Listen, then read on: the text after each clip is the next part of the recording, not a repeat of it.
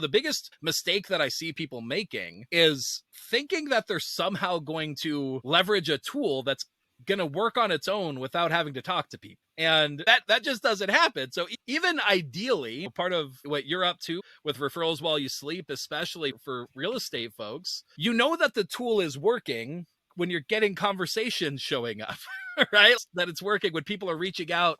And part of why that works for what you're doing is you are curating the list of people that you're even running your process with. So you're making sure that you're showing up in front of people already familiar with you and just making it more likely that they think of you when it's time to do a real estate transaction, right? That they're ready to reach out to you with their referrals or with their business.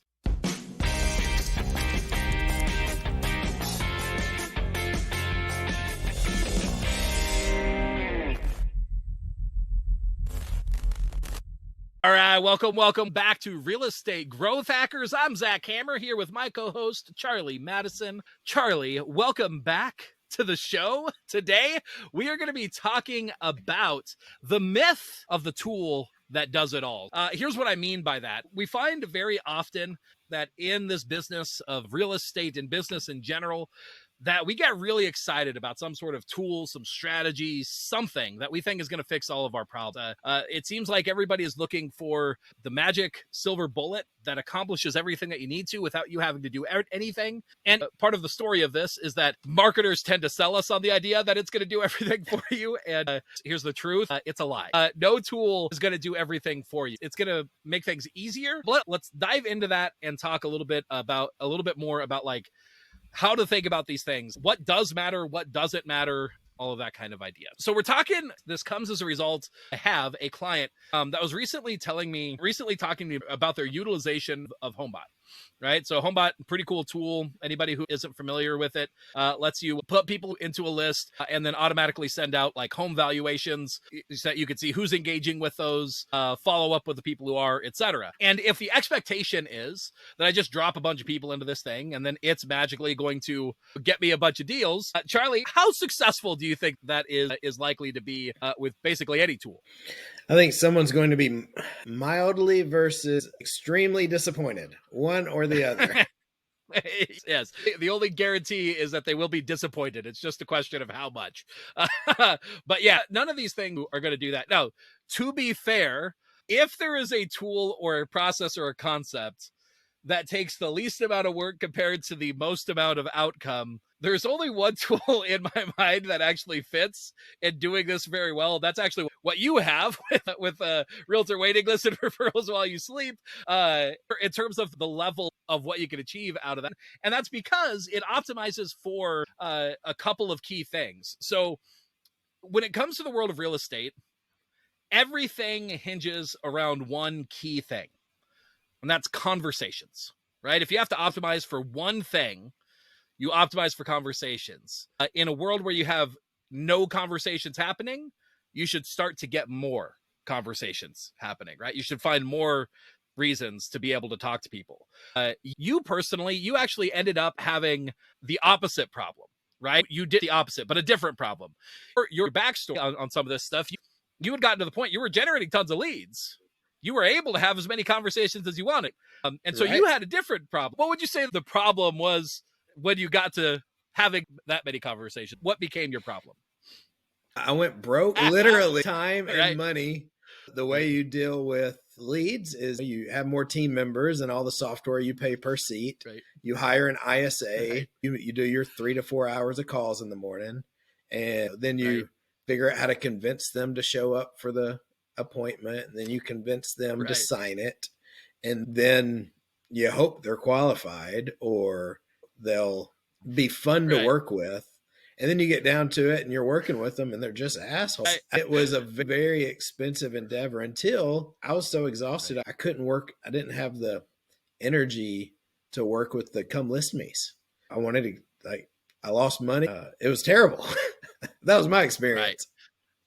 And so, to put one big word to contain all of that, the problem that you ran into was not how do I get more conversations? It was how do I figure out which are the conversations that actually matter? How do I figure out who I should be talking to? I have plenty of people to talk to, but how do I make sure the right conversations are happening? And how do I make sure that the conversations that I need to be happening that best optimize for my time, my money, etc. How do I get those conversations happening? But ultimately, that's what it boils down to. Is it boils down to conversations. If you don't have enough, then you need to get more. If you've got too many, then you need to figure out the right conversations. But it all boils back down to conversations. And so the biggest mistake that I see people making is thinking that they're somehow going to leverage a tool that's going to work on its own without having to talk to people.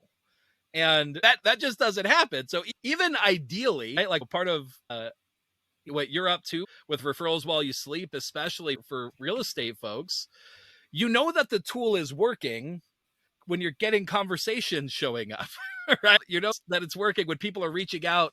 And part of why that works for what you're doing is you are curating the list of people that you're even running your process with. So you're making sure that you're showing up in front of people already familiar with you and just making it more likely that they think of you when it's time to do a real estate transaction, right? That they're ready to reach out to you with their referrals or with their business. And so you optimize to make that happen, but there's still the expectation that you're going to be living your life. You're going to be talking to people. You're going to be staying in conversation with the people that you already know and trust. You're going to keep showing up in life and having conversations and being involved. It just allows those conversations to go farther and when they're relevant to real estate to show up in that way, more so on autopilot. But that may people have various goals for how they want to work and how they want to do some of these things. And if you have the expectation that I'm just going to have this tool and it's going to do everything for me, you're likely not leveraging the tool to its full extent. So something like HomeBot, for instance, the thing that I would like people to realize with this and to flip on its head is to figure out, how does this thing either help me have more conversations, or if I'm having too many conversations, help me to figure out where are the right conversations. And so when you're looking at tool, that's what you should be thinking of is, does this help me get more or does this help me optimize? And maybe it does both. And so be looking for those. So like HomeBot's a great example. Instead of thinking, I'm going to put a bunch of email contacts into this and send them out and expect it to magically bring me deal, what you need to do is you need to realize, hey, this is a really great tool, but most people ignore their email. And so if you want them to actually see this thing, what are you going to need to do?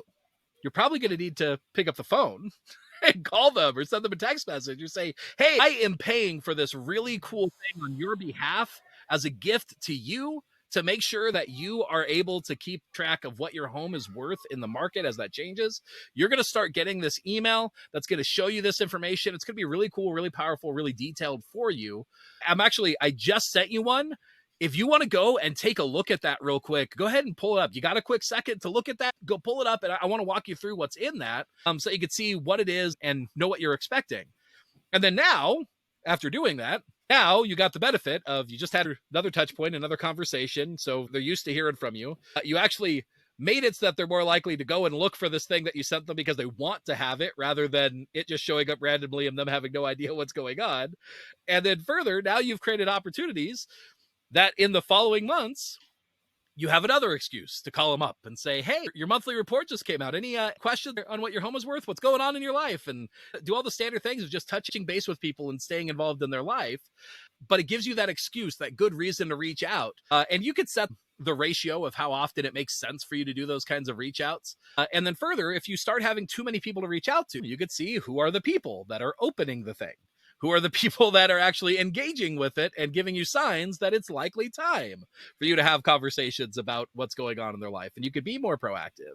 And when you combine multiple strategies together where you deploy things like referrals while you sleep so that you're in front of your list of warm contacts consistently, when you combine that with that, plus tools that you're sending out, things like HomeBot, and making sure that you're having these touch points and conversations with people, these things all end up going together to create an end result where people think of you when they need to do a real estate transaction.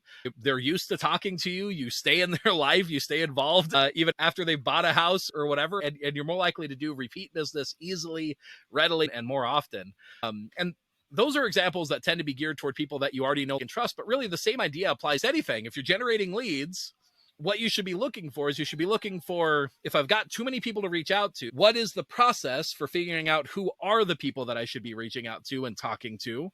How do I make it so that they self-select?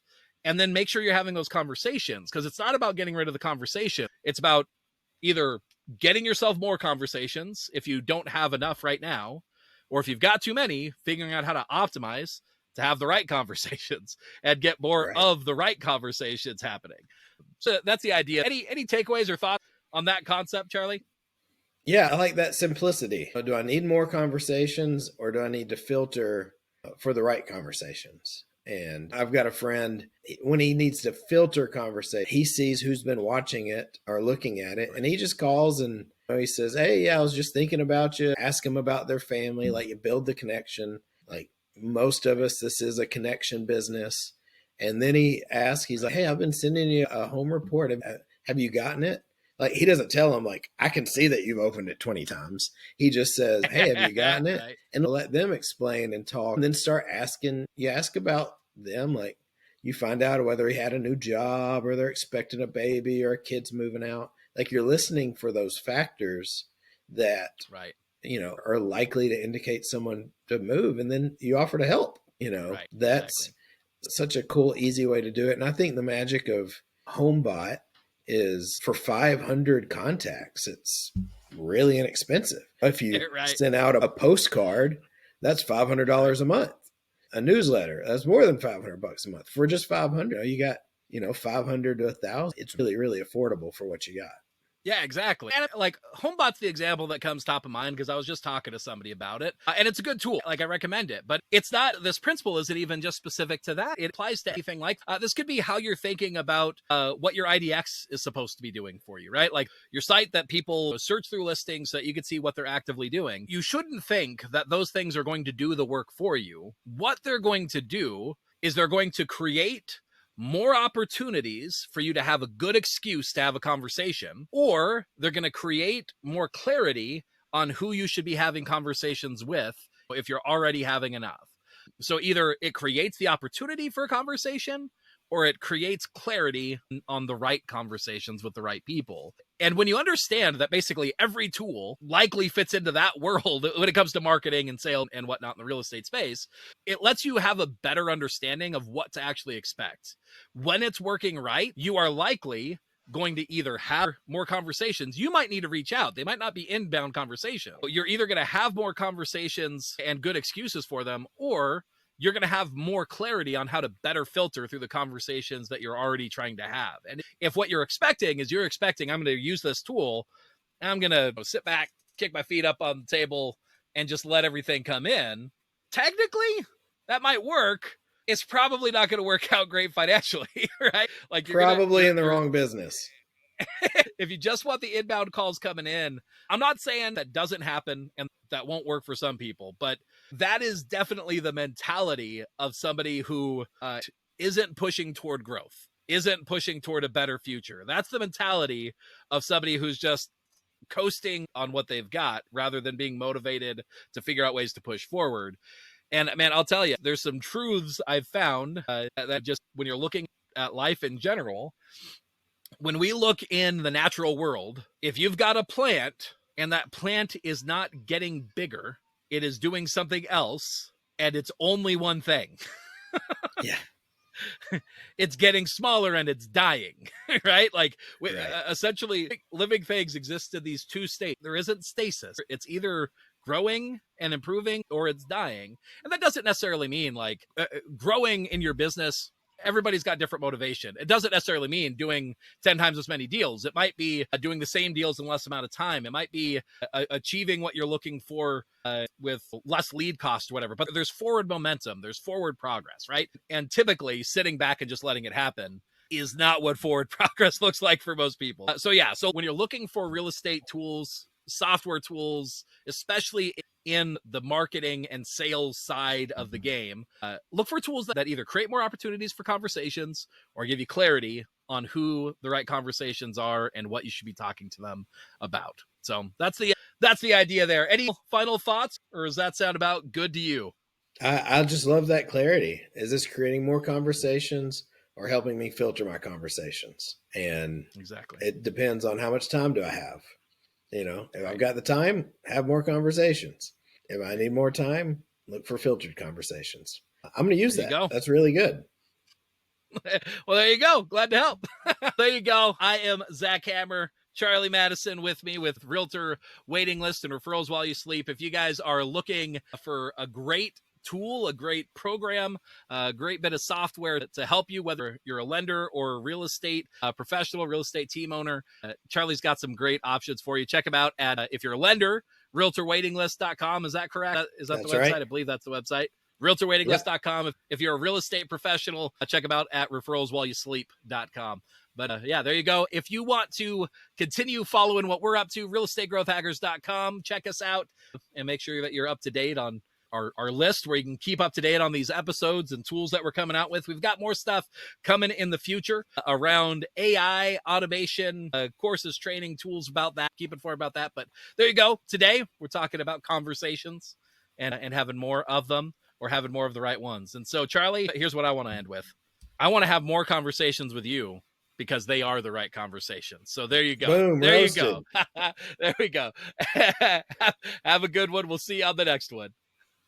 See you guys. Thanks for tuning in to the Real Estate Growth Hacker Show. Remember, done is better than perfect. To turn the marketing ideas and tactics you just learned into real growth for your real estate business, visit us at realestategrowthhackers.com. If you like this episode, consider sharing it with another real estate professional who could benefit from the information. Or maybe you'd like to subscribe to the show to never miss an episode. You can leave a rating or review on iTunes with your biggest takeaway, helping this show to reach and help more people just like you. Thanks again, and we'll see you on the next episode.